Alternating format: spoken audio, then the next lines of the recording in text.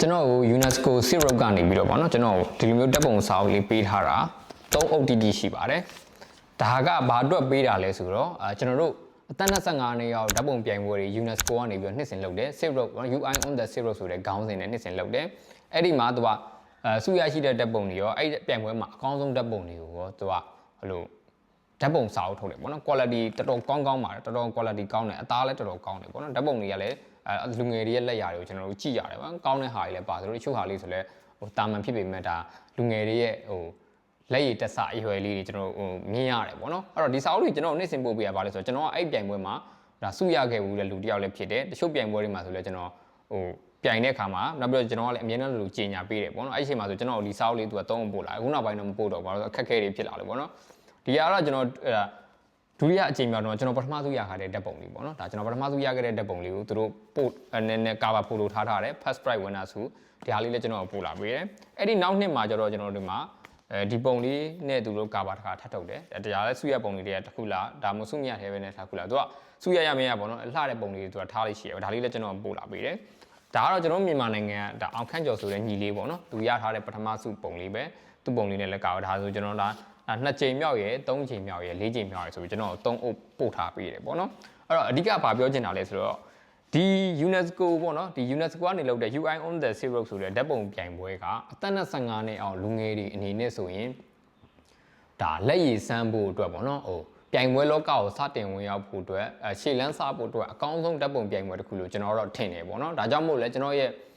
ဒါတစ်နှစ်ကို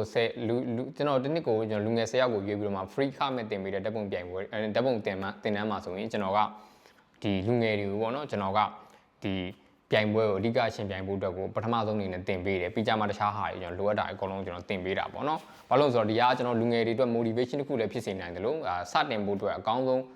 းနီလန်တစ်ခုလည်းဖြစ်စေနိုင်တယ်ပေါ့နော်ကျွန်တော်ကိုယ်တိုင်လည်းဒီပြိုင်ပွဲမှာစုရခဲ့တဲ့ကြောင့်မလို့ဒါဓာတ်ပုံပြိုင်ပွဲလောကကိုဆက်ပြီးတော့မှ6လမ်းဖြစ်ခဲ့တာဆိုရင်လည်းပြောလို့ရတယ်ဗော motivation တခုအားစိတ်တခုဖြစ်ခဲ့အဲ့တော့ကျွန်တော်စုရတော့မှာဆိုရင်တော့ကျွန်တော်ဒါကျွန်တော်အသက်က22နှစ်လောက်ပဲရှိသေးတယ်ဗောနော်အဲ့မှာကျွန်တော်ပထမစုရတဲ့ကြောင့်လို့ကျွန်တော်ကင်မရာနဲ့ lens တွေရခဲ့တယ်ဟိုအရန်အကောင်းစားကြီးတွေမဟုတ်ဆိုပေမဲ့ကျွန်တော်ဒီကင်မရာတွေ lens တွေကိုပြန်ရောင်းပြီးတော့မှဝင်ငွေတစ်ခုရလာတဲ့အခါမှာဆိုကျွန်တော်လုပ်တဲ့ဟာလေးတွေကျွန်တော်လုပ်ခွင့်ရခဲ့တယ်ပြီးတော့ဒီစုရခဲ့ရပါလားဆိုတော့ UNESCO လိုနေရာမျိုးမှာဗောနော် UNESCO ကနေပြုလုပ်တဲ့ပြိုင်ပွဲလိုမျိုးမှာစုရခဲ့ပါလားဆိုတော့လူငယ်တယောက်အနေနဲ့ဂုဏ်တစ်ခုလည်းရှိခဲ့တယ်ပြီးတော့ဆက်လျှောက်ဖို့အတွက်အားတွေလည်းရှိခဲ့တယ်ဗောနော်အဲ့တော့ဒီမှာကျွန်တော်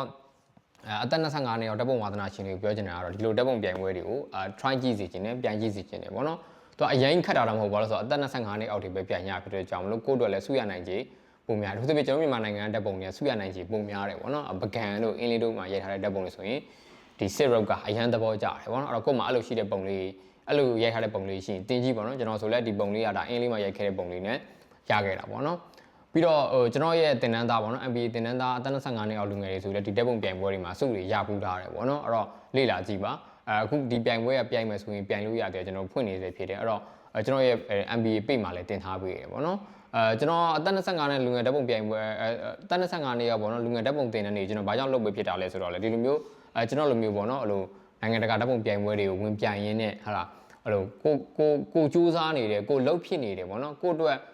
ကိုအတိမတ်ပြုပေးမယ်ကိုလုံနေတဲ့ဟာလေးကိုအတိမတ်ပြုပေးမယ်နေရာတစ်ခုရှိတယ်ပြိုင်ပွဲတွေရှိတယ်เนาะနိုင်ငံတကာပတ်ဝန်းကျင်တစ်ခုရှိတယ်ဆိုတာကိုသိစေချင်တယ်ပြီးတော့သူတို့ကိုလည်းဒါကျွန်တော်တို့ဒါစိတ်ဓာတ်တွေပဲကြာမနေပဲတယ်ပေါ့เนาะကိုလှုပ်လို့ရတဲ့ဟာလေးတွေလှုပ်ပြီးတော့မှကိုဘွားကိုဒါတိုးတက်အောင်လုပ်ဖို့အတွက်ကိုကျွန်တော်က train ပေးဖြစ်တာအခုဆိုရင်ကျွန်တော်